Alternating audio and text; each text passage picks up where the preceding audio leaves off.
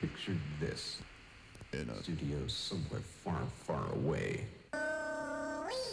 You bugger. Picture this. Picture this.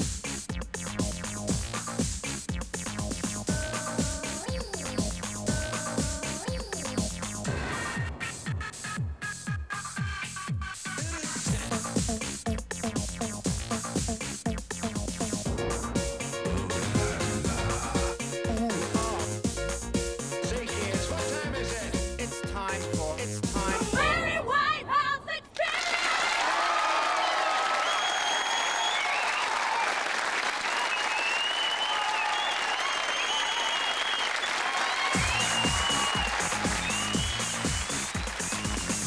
This is the modern soul. These cases of coma dwellers who at the last minute, just as they were slipping down heaven's grassy slopes towards eyes that last they saw in dreams, were snatched back by being played their favourite music.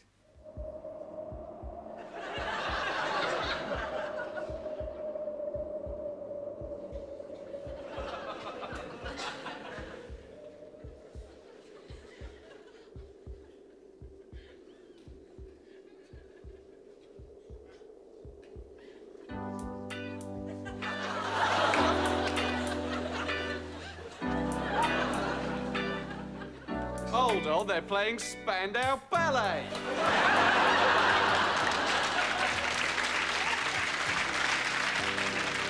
Actually, one of the things I think about a lot is what I'd do if Rob ever had a terrible accident and went into a coma. I mean, it's over 5 years we've been working together now. So what I've done is, just in case, I've already made him his own special coma tape.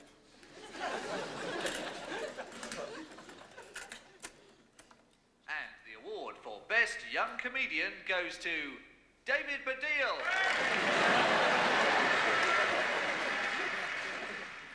And now a message from your girlfriend, Rachel.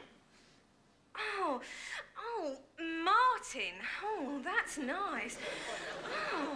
Oh, I never let Rob do that. My nan once said that she wouldn't want to live if she ever reached that point where she began to lose her mental powers. Nan, if a quark is travelling at 3 nanoseconds below the speed of light, what to the power of r is its mass density? Goodbye, Nan! It's got to be better like that. I mean, my big fear is I'll be one of those people who are out in a coma for so long, eventually the hospital sends you home, and then you're just there with the other household gadgets wired up to a 13-amp circuit board.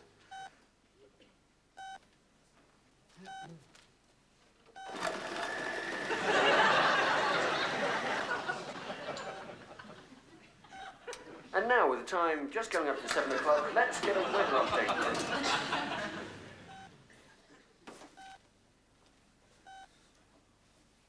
Welcome to Top of the Pop.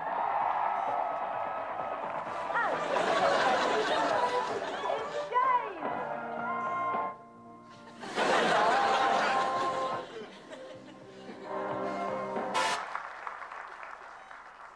What C is an animal commonly known as the ship of the desert. Sorry, we don't have time for that. See you next week for another edition of Blockbusters.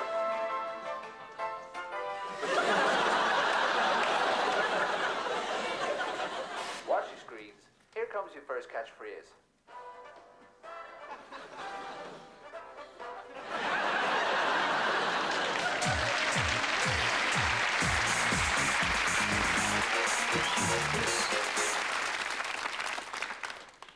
Every town, every area, every street has a man your mother warned you about. When she told you not to talk to strange men, this is the strange man you weren't supposed to talk to. Now, the stereotype image here, of course, is of a bloke who hangs around a lot, wearing a Mac and trying to talk to people. Hello! I have with me the Junior Minister for Overseas Development. Would you like to see my photographs? But the reality is rather weirder. Now, where I grew up,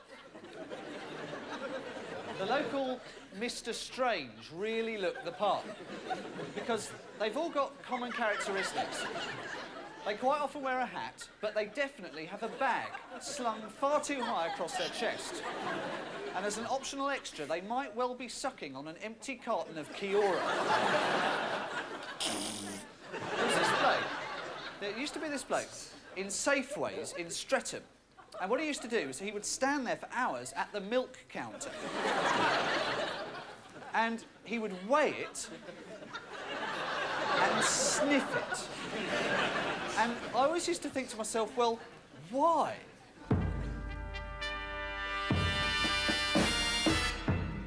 Tonight's contestants are all from the southeast, and their specialist subjects include the life and work of Isambard Kingdom Brunel, the First Crusade, 1091 to 1103, the plays of Arthur Wing Pinero, and Milk and the Way It Smells.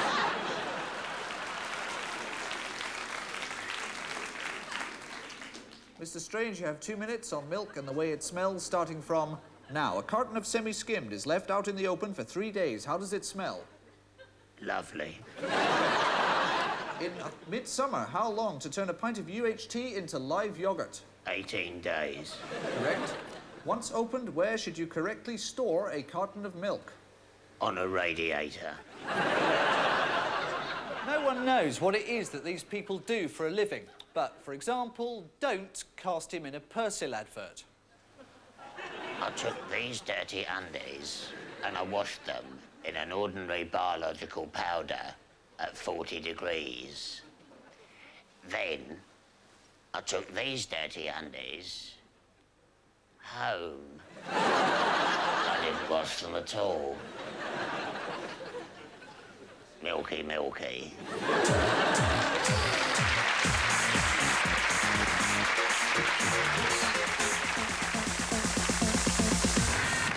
I was playing a video trivia game, and the question came up: if you were spending francs, speaking Flemish, and wearing lederhosen, where would you be? I thought, well, you could be in Leicester Square, if you took enough acid. I pressed Swiss Austria, and that was the correct answer, so I was up for double or nothing. I was up for 10 quid, and the machine gave me this question. If all history is relative, there can be no such concept as being. Discuss. Easiest 10 quid I've ever earned. But despite my computer game prowess, I refuse to play Nintendo Game Boys because I don't want to be the type of adult male who plays Nintendo Game Boys. In fact, I want to see a Nintendo game that's genuinely aimed at the type of man who plays it.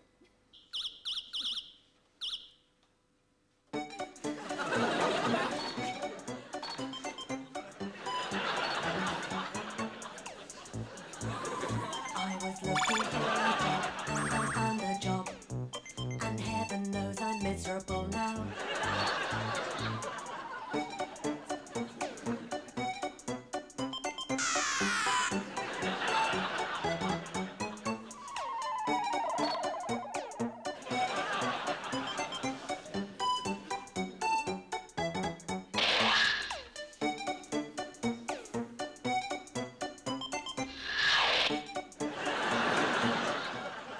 It's never enough, and that's why I need a virtual reality suit. You know, you can buy these all-over body suits with sensors built into them, and suddenly you can live in a completely artificial world and have half an hour of fake interaction with people that aren't real. A suit like this. All right, well, flub, flub, flubbity, flub, flubbity, flub, flub, flub. Aha, all right. All right, and let's all laugh at an old lady who collects crisps. The 20th century experience is a feeling that life is being lived more intensely elsewhere. And that's why when virtual reality suits are as easy to get hold of as Game Boys, who's going to choose Northampton? Today, the pavements of London became all syrupy and doorknobs felt like breasts. Many people encountered dinosaurs for the first time and no arrests were made. Excuse me, I've just been handed a piece of paper. Thanks, Gaza. I believe we can now go over live to Ben Brown in Beirut. I'm standing in front of the Shiite rebel camp where at this very moment I can see, oh my God, incoming! Everybody take cover! Just give us the virtual reality suits now and we can become astronauts in the parallel universe. Ever sharper microcircuits bringing us fantastically close to actual reality.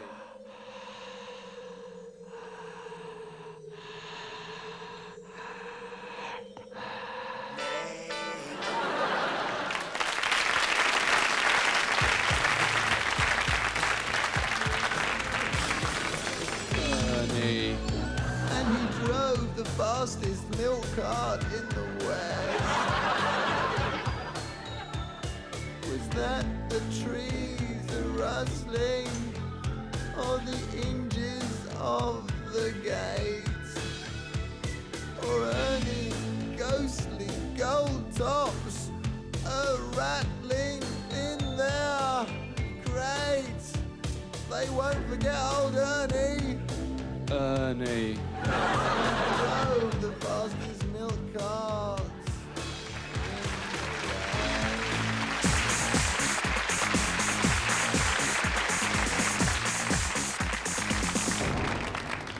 Horse racing is a sport unique in the fact that it exists entirely and solely for the purposes of betting. Because when you think about it, take away the betting and what have you got?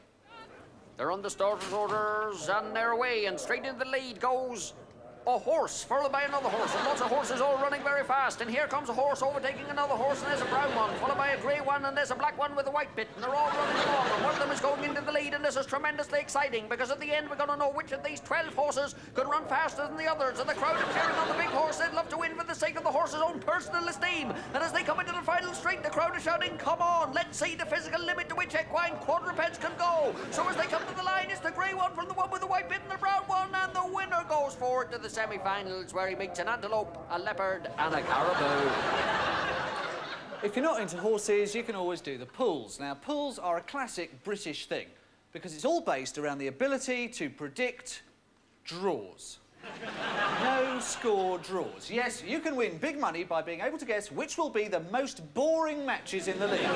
Put across by the games, which will be 90 minutes of goalless midfield scrapping, and where at the end of the day, football was the loser, Brian. It's like betting on horses and having to predict which one will come in 8th. The stakes in the pools are high. A big win on them can get you an instant £2 million. Certain people are presumably forbidden to get involved. And finally, Scottish League Division 2. Alloa 0, Brechin 1. Arbroath 2, Clyde 2. Yes, yes. Dumbarton 1, Stranraer 0. East Fife 3, Queen's Park 3. Shit, I don't believe it. Oh my God, I can't look. Someone else read it. East Stirling 1, Berwick 1. Oh, yes, yes. Oh, my God, one more, and I never have to do this bloody job again. One more, and I can tell the BBC where they can stick their classified bloody results. Oh, God, I'm going to have a sauna and a jacuzzi, and I'm going to line it and have the blonde one off of Baywatch pour champagne all over me. Oh, yes, Queen of the South 2, Albion 0. One more, just one more. Stenhousemuir versus Cowdenbeath is a late kick-off! Meanwhile, why do only old people win the pools? No one under about 90 ever seems to win. Actually, they do. It's just that only someone in advanced stages of senile dementia would forget to tick the box marked no publicity. Oh, should I check this box? Please check if you do not want hundreds of threats and begging letters every week, a vastly increased chance of being burgled, an unflattering photo of you plastered on every double-decker bus in the country, and if you do not want all your winnings invested in the Daily Mirror pension fund. Oh, no, that sounds nice. Would you like another cup of Alzheimer's, dear? Littlewoods pools have another box. Please tick if you do not want to spend your winnings at Littlewoods. People who forget to tick this end up with £1 million worth of V-neck cardigans and polyester slacks. Come on, come on. Yes, yes. Come on, you vicious swine. Come on. Oh, come on, tell me. No, just tell me the results. Yes. I'm rich!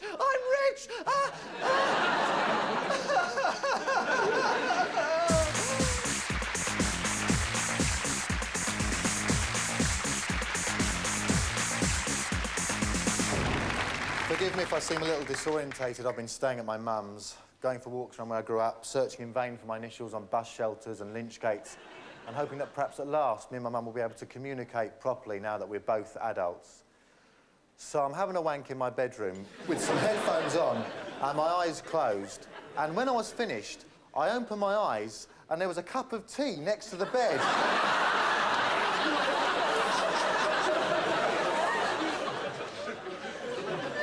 I live with a constant background noise of sex. On and on and on, sex, sex, sex, sex, sex. I even went to yoga classes eventually because I thought, you know, Buddhism, meditation, here at last perhaps is a carnal-free zone, and the yoga teacher was absolutely gorgeous. She'd be bending over, talking to the class through her legs, saying, we call this position the swan. I'll be saying, yeah, I call this position the tripod. I know, it just seems like my loins get to do all my thinking for me, you know, like which holiday resort, which part of the train to sit down on, but one day I'm going to get my revenge.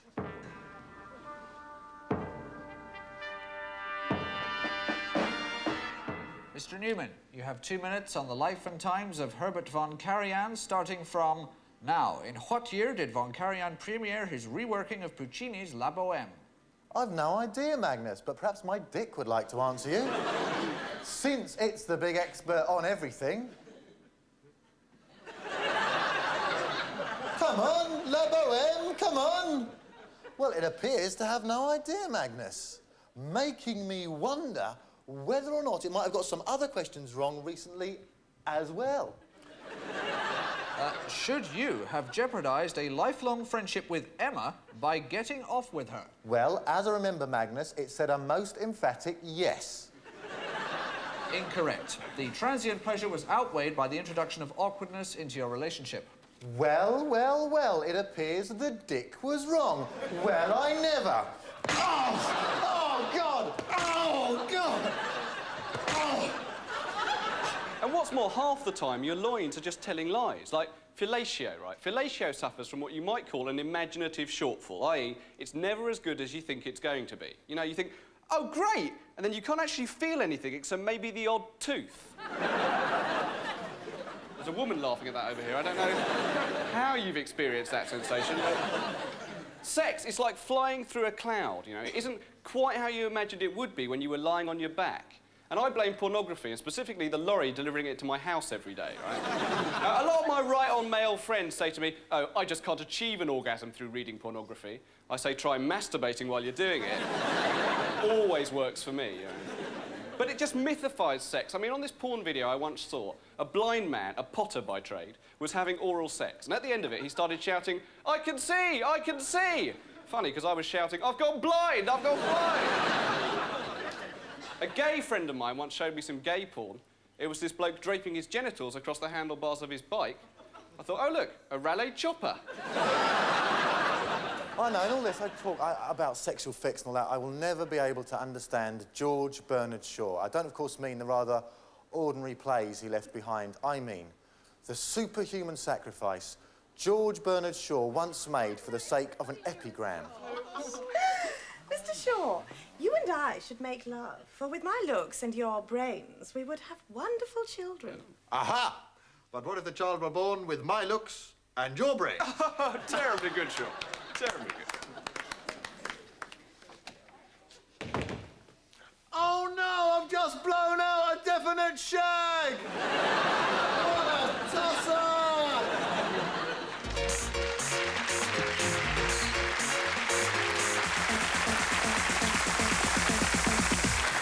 Children often get their first experience of bereavement through the death of a family pet.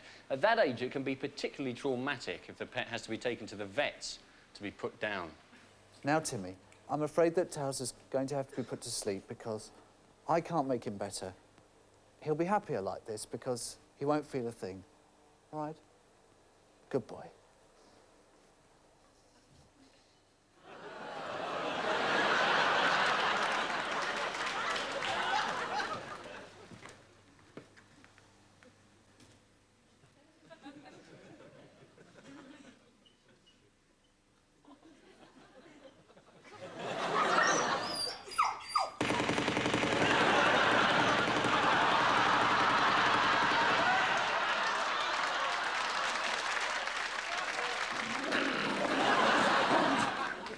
be terrible for vets. I know so many people who've had dogs or cats who they've had to have put down that vets must be doing it all the time. Some of them must be making a packet on the side. Sick Dalmatians in one end, Richard O'Brien's jacket out the other. Usually, the method they employ is to administer a lethal injection, but there are other techniques, like hanging. And in some states of the US... And we're not allowed to tell you which cosmetics manufacturer we got those pictures from. Yes, indeed. Of course, dogs have got the same emotional hold on the British as guns have on Americans. Everyone thinks they're great, no one thinks you should need a licence to own them, and they both kill people. The only difference is that a 44 Magnum doesn't crap on the pavement afterwards. Whenever some dog's gone berserk, they always say on the news, the animal has been put down. But, of course, that could mean something totally different. You smell, your real mother abandoned you when you were a puppy, and you're really ugly.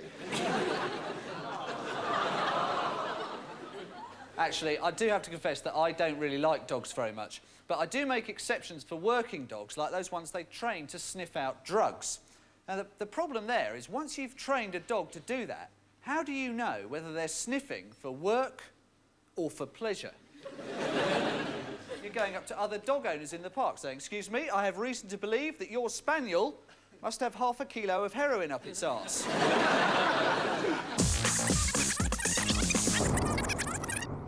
Yes, well, this has been identified as a neurological condition where the patient is unable to prevent his speech patterns from sounding like those of sarcastic phrasing. He would want to say, "Oh, what an absolutely fantastic flower bed that is," but it would always come out as, "Oh, what an absolutely fantastic flower bed that is." They say love heals, and certainly I was pleased to hear that Ray was in a relationship serious enough to be invited to dinner at the young lady's parents. Oh, this food is nice. Oh, yum, yum, yum. Cool. You certainly didn't get this out of a packet. So, anyway, Mandy said you were only 7 at the time. No, we already gave ours to the gypsies. Oh, ha, ha, ha, ha. Oh, ha, ha, ha, ha. That's the funniest thing I've ever heard in my whole life. Already gave ours to the gypsies. Woo! Excuse me, I'm laughing so much I've got to go to the toilet. Oh, no, don't cry. That's really going to upset me. Oh, sod off, you bastard! I never want to see you again. Oh, no. What a personal disaster. There was always something saintly about Ray, somehow, and so it came as no surprise to me when for a time he joined those who seek to spread the word of God. Oh, Jesus Christ. He's going to make your life a lot better. Oh, yeah, he's still relevant in today's society. Oh, hallelujah.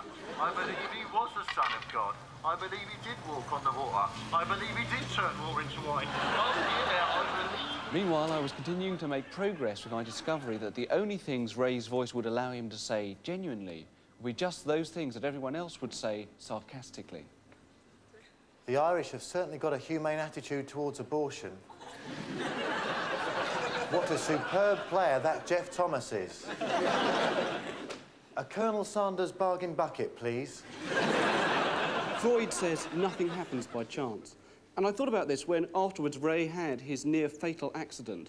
Because if there was any one person who this particular accident shouldn't have happened to, it was Ray.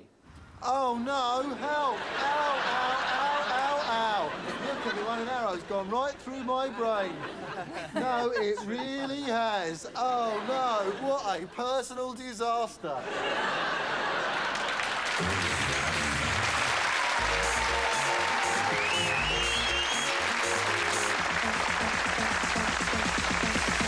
The Crystal Maze. Now, there's a cult programme. In fact, what's cult about it is the contestants and the fact that some of them seem to be almost unbelievably stupid.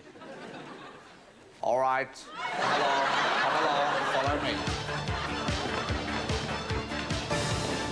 Come along now. Here we are in the industrial zone. Now, how many crystals have we got? 1. Frankly, that's rubbish. Right, who wants to play a game? You do. Yes, yes, yes. Now, what sort of game do you want? An incredibly easy game? Yes. Right, OK, this is the making a cup of tea game. You've got 2 minutes in, you go now. I can't see what I have to do! Try putting the cup in the teapot! Yes. It won't fit! It won't fit! I can't fit it! No, try putting the milk on your head and hopping.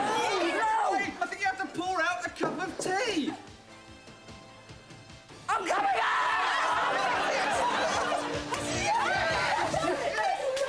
I once wrote a hit West End musical, you know. You don't catch Andrew Lloyd Webber having to put up with this crap. Perhaps the most famous cult musical is the Rocky Horror Show, the one where the audiences dress up like the characters. Now, the problem here is that the original generation who saw that show are now in their 40s, and frankly, they now prefer the opera. Of course, some people have got more specialised tastes. Hugh is actually the founder member of the American Soap Opera Opening Titles fan club. So how long's that been going, then?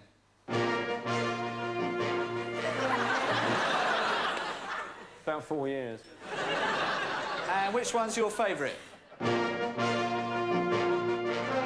Knots Landing.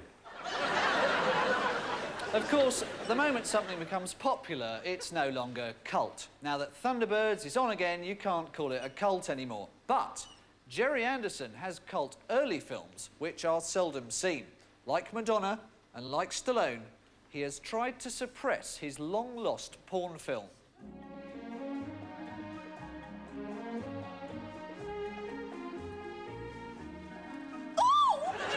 Hey, baby, let's do it. Uh-oh, no, genitals.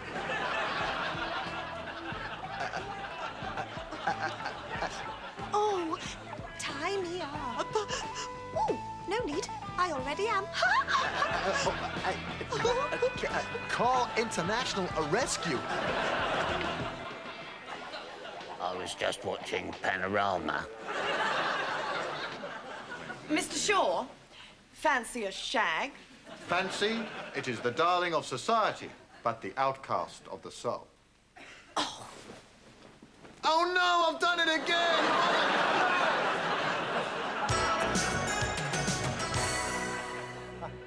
Well, later on, Mike Norvell will be dropping in to talk about the West End success of his song and dance adaptation of George Eliot's Middlemarch.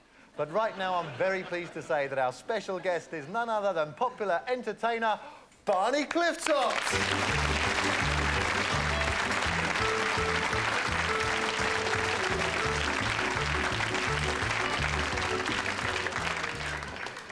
Hello, Ivan. Barney, hello. It's great to have you here. Oh, it's great for us both to be here, Ivan. I must say, I've always been a big fan of yours, and I think it's marvellous how you've built up a successful career despite having polio. Oh, hold on. Those are your own legs. It's not a real ostrich, you bastard! You've made fools out of everyone! It's all an actor. It's a ponce, a slag, and the biggest liar in Britain! It's all got a bit tricky now! It's got a bit tricky! Don't be misled! It's one of those things they put on the top of toilet lids! And that's all right!